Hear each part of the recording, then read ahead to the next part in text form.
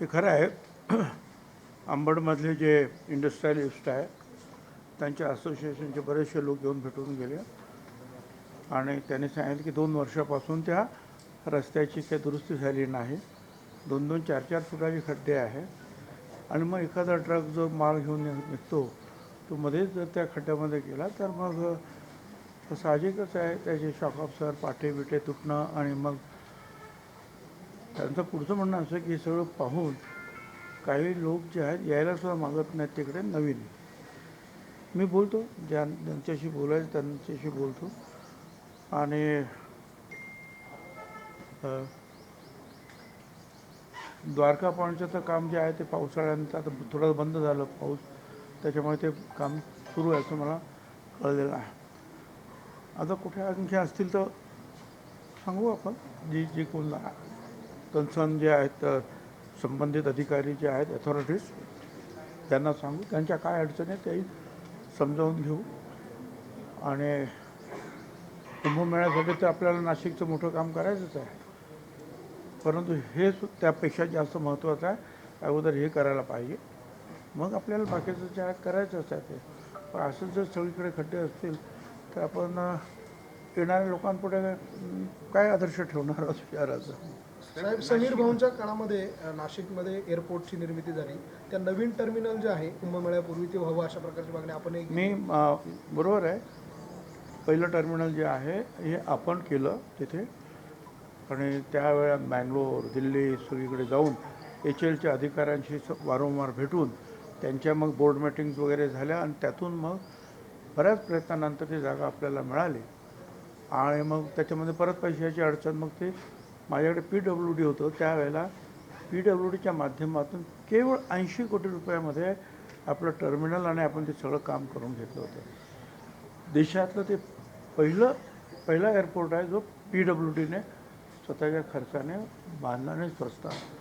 पण तिथे जे आता ज्या पद्धतीनं जे आहे विमानं वाढत आहेत, प्रवासी वाढत आहेत आणि आता जो कुंभमेळ्यामध्ये जी आणखी गर्दी होईल ते पाहता ते टर्मिनल वाढवणं हे आवश्यक आहे. आणि त्या संदर्भामध्ये मी मुख्यमंत्र्यांशी स्वतः बोललेलो आहे, पत्र दिलं आहे, बोललो. साहेब, सहकारी बँक घोटाळ्याच्या आरोपपत्रामध्ये ईडीने रोहित पवारांचं नाव हे दिलेलं आहे.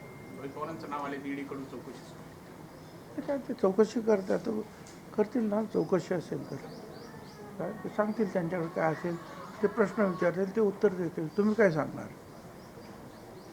धनगर समाजाचे जे विद्यार्थी होते त्यांना लाभ मिळावा यासाठी सरकारची योजना आहे, मात्र त्या योजनेअंतर्गत भ्रष्टाचार झालेला आहे आणि जे लाभार्थी मुलं आहेत ते बाजूला राहतात आणि संस्थाचालकच पैसे लाटत आहेत असं उघड. मी तर ते पहिल्यांदाच ऐकलं, परंतु असं काय असेल तर जरूर संबंधित लोकांशी मी बोलेन आणि चौकशी करू.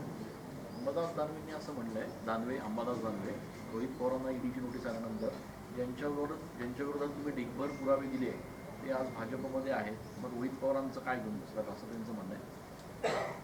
आता मी काय त्याच्यावर काय मी भाष्य करणार? काय आम्हाला सुद्धा अशा नोटिसा आल्या, आम्ही तर त्रास भोगला सुद्धा संपूर्ण कुटुंबाने आणि अजूनही आमच्या पाठीमागे लोक लागतात.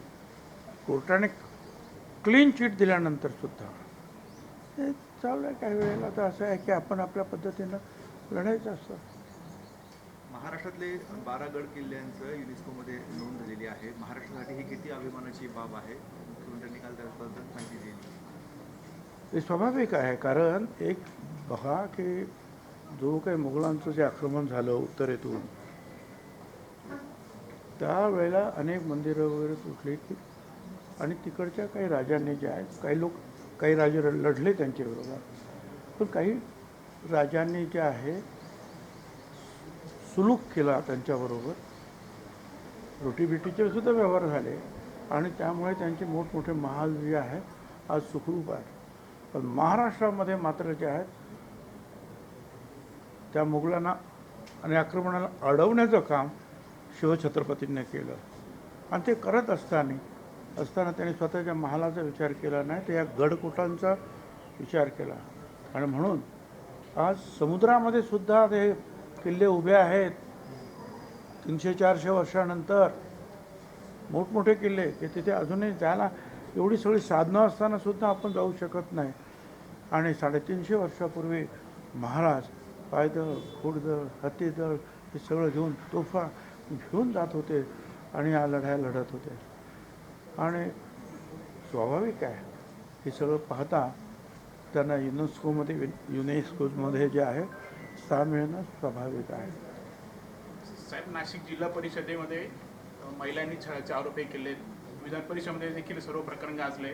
कसं बघता या सर्व प्रकरणाकडे? मी वर्तमानपत्रामध्ये वाचले पण त्याच्यावर कार्यवाही सुरू झालेली असं दिसते मला. सिंहस्थाच्या कामांना अद्यापही सुरुवात झालेली नाही आहे. घोषणा मोठ्या मोठ्या होत आहेत पण प्रत्यक्ष काम अजून सुरू झालेलं नाही आहे. प्रचंड मोठं काम होणं अपेक्षित असताना अजून कुठेच काही सुरुवात नाही आहे. आता मी पण जरा जास्तच्या अधिवेशनामध्येच आहेत माझे 15 दिवस, तर मला काही कल्पना नाही की कुठपर्यंत काम सुरू झालं आणि काय आहे त्याचं लेटेस्ट काहीच कल्पना आहे मला सुद्धा. प्राधिकरणाची जी आहे नेमणूक झाली एवढी मला माहिती आहे. संजय राऊतांनी संजय शिरसाटांचा एक व्हिडिओ ट्विट केलेला आहे. बरं मग संजय शिरसाट ते बेडरूममध्ये बसतात, आजूबाजूला पैशांची बॅग भरलेली आहे, त्याच्यावर बराच वादंग उठलेला आहे. तर नेमकं आपण कसं बघू शकतो? पण त्या कोणते संजय शिरसाट ना मंत्री. त्यांनी हेच सांगितलं की ते कपडे आहेत म्हणून पैसे नाहीत म्हणून. मग तर काय सांगणार तुम्ही? अजून एक संजय जास्त वादग्रस्त ठरत आहेत. संजय गायकवाड कॅन्टीनमध्ये मारहाण केली त्यांनी. साहेब, या दोघांवरून एकनाथ शिंदेनी नाराजी व्यक्त केली. कुठे ते शिंदे गटाची अडचणी झाली आहे त्या दोघांमुळे. त्यांनी कान देखील टोचले दोघांचा असं कळतं. No comments. साहेब, नाशिक जिल्हा बँक जी आहे तिची इमारत विक्रीस काढण्याची वेळ आलेली आहे.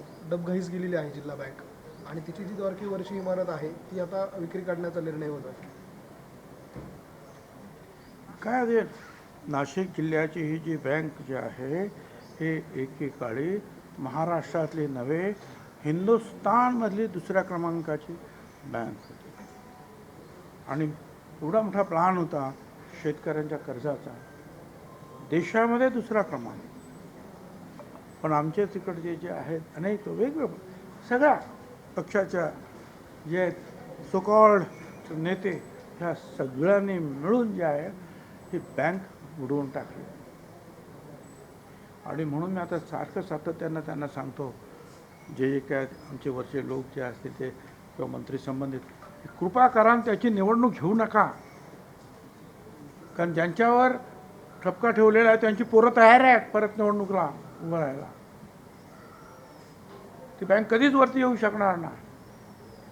त्यामुळे जे आता अनास्कर म्हणून आलेले आहे अतिशय स्ट्रेट फॉरवर्ड आणि अतिशय हुशार मनुष्य आहे. मला असं वाटतं की आम्ही त्याच्यामध्ये त्या कामामध्ये कुठेही हस्तक्षेप करता कामा नये. आम्ही मंत्र्यांनी त्यांना काम करून द्यावं. बुडवायचं काम आम्ही सगळ्यांनी मिळून केलेलंच आहे ना. आता रिझर्व्ह बँकेचं सुद्धा सतत नोटीस येते आहे. सगळ्यात मोठं नुकसान या जिल्ह्यातलं जे आहे लाखो शेतकऱ्यांचं आहे. गरीब शेतकरी ते अडचणीत आले. म्हणून मला असं वाटतं की आता त्यांना काम करू द्यावं आणि त्यांना सगळ्यांनी जे आहे शुभेच्छा द्याव्यात, सपोर्ट करावा. त्यांच्या कामात कृपया हस्तक्षेप करू नये. निवडणुकांना घेता प्रशासनाच्याच ताब्यात ठेवावं अशी आपली सूचना आहे. काय निवडणुकांना घेता प्रशासनाच्याच ताब्यात ठेवावं अशी सूचना आहे. होय, ती बँक जी आहे पूर्णपणे व्यवस्थित जोपर्यंत उभी राहत नाही, सगळ्या अडचणी तिथल्या मिटत नाहीत, त्याच्यानंतर विचार करू. व त्यावेळेला सुद्धा तीच माणसं तीच घराणी ज्यांच्यावर ठपके ठेवले ते कदाचित नाही उभा राहू शकणार नाही की राहणार. पण त्यांची मुलं आहेत ना, कोणाचा भाऊ आहे, कोणाची मुलं आहेत काय, आणि एकूण तोच गोरखधंदा जो आहे परत सुरू राहील. आणि म्हणून माझं म्हणणं आहे की चांगले प्रशासकांच्या ताब्यात राहू द्या. काही बिघडत नाही आहे काय, ते सुद्धा जे जनतेचं कल्याणच करण्यासाठी काम करत आहेत. साहेब, जनसुरक्षा विधेयकामुळे नक्षलवादी आणि डाव्या विचारसरणीची ज्या संघटना आहेत त्यांच्या बेकायदेशीर कृत्यांना आळा बसेल असं फडणवीस म्हणत आहे. तर त्या डाव्या संघटनांची जी नावं ती जाहीर करा असं उद्धव ठाकरे यांनी मागणी केली. ठीक आहे ना, आता मग त्यांनी मागितलं तर ते मुख्यमंत्री त्याला उत्तर देतील. पण मुख्यमंत्र्यांनी स्पष्ट सांगितलं कुठल्याही राजकीय पक्षाला, अगदी मार्क्सवादी कम्युनिस्ट पक्षाला सुद्धा कुणालाही काळजी करायचं काही कारण नाही. काय आंदोलन करण्याचं, लोकांचे प्रश्न मांडण्याचे, लिहिण्याचं, बोलण्याचं सगळ्यांना अधिकार आहे काय अशी ग्वाही त्याने on the floor of the house दिलेली आहे. ओके. साहेब घोटी टोल नाक्यांपुढे समृद्धीचा टोल नाका आहे, नाग भूर्दंड सहन करावा लागतो नाही. आहे आणि तो डबल तो कसा त्याचं सुद्धा पत्रवरती गेलेलं आहे. कारण ते घोटीचं झालं का ताबडतोब दुसरं येतो काय आणि मग 2-2 त्यांना भरावे लागेल. आता त्याच्यातून कसा मार्ग काढायचा ते बघतील काय करायचं. एकनाथ शिंदे 2 आणि दिवसापूर्वी इकडची हा जो जे हे BOTवर आहे हा प्रोजेक्ट वेगळा आहे, त्याचे सुद्धा पैसे वसूल व्हायचे. आणि तो प्रोजेक्ट वेगळा आहे, नवीन आहे, त्याचे सुद्धा पैसे वसूल व्हायचे. सांगलीमध्ये काय मार्ग काढतात ते पाहू. सांगलीमध्ये ड्रगचा कारखाना उद्ध्वस्त केला आणि जो तिथला आरोपी आहे त्याचं कनेक्शन दाऊद सोबत आहे. एकूणच सरकारनं आता कारवाई करायला सुरुवात केलेली आहे. असं त्याच्याबद्दल फार मोठं डिस्कशन विधानसभेत झालं. मुख्यमंत्र्यांनी सुद्धा फार कडक भूमिका घेण्याचं जे आहे तिथे आश्वासन दिलेलं आहे. नाशिकमध्ये सुद्धा अशा काही ठिकाणी काही कॉलेजेसमध्ये ह्या गोष्टी मोठ्या प्रमाणावर सुरू आहेत आणि विशेषतः काही कॉलेजांमध्ये परदेशी विद्यार्थी आहेत आणि त्यांची एवढी दादागिरी आहे की त्या गावच्या लोकांना सुद्धा ते गावचे लोकसुद्धा त्यांना घाबरतात आणि त्यातून जे आहे ह्या ड्रगचा प्रसार होतो आहे, प्रचार होतो आहे. मुख्यमंत्र्यांनी सांगितल्यानंतर सुद्धा आता आम्ही वाट बघतो आहोत की आमच्यासुद्धा पोलिसांचे जे आहे हे कधी लक्षात येणार आहे. साहेब जयंत पाटलांनी त्यांच्या पदाचा राजीनामा दिला. शशिकांत शिंदे हे प्रदेशाध्यक्ष झालेले आहेत राष्ट्रवादी. झाले पवार. मला काही कल्पना नाही. हो. ते तर ती तुमची बातमी असेल, अजून मला माझ्यापर्यंत त्यांचा अंतर्गत विषय आहे. हो. परंतु ही नवीनच बातमी, नवीन मला बातमी. काही कल्पना नाही. धन्यवाद सगळ्यांना.